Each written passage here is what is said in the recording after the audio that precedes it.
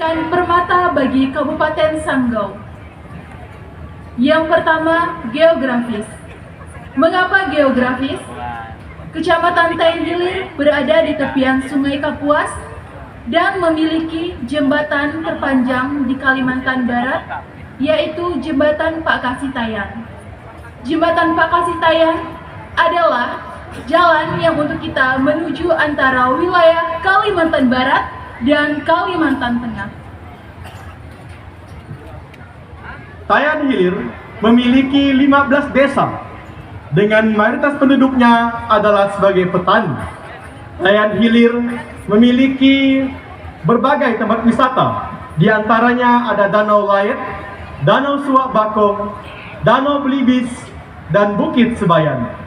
Kami mengajak seluruh masyarakat Sanggau untuk datang ke tempat kami di Tayan Hilir untuk menikmati berbagai tempat wisata dan juga membagikan pengalaman serunya di tempat kami supaya Dayak makin lestari dan bermartabat.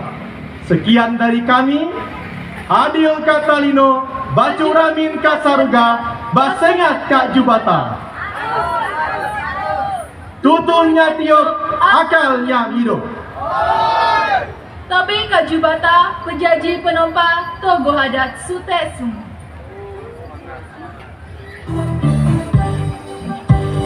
Sekali lagi boleh beri tepuk tangan yang meriah untuk Gemambang Gemini dengan nomor urut 3.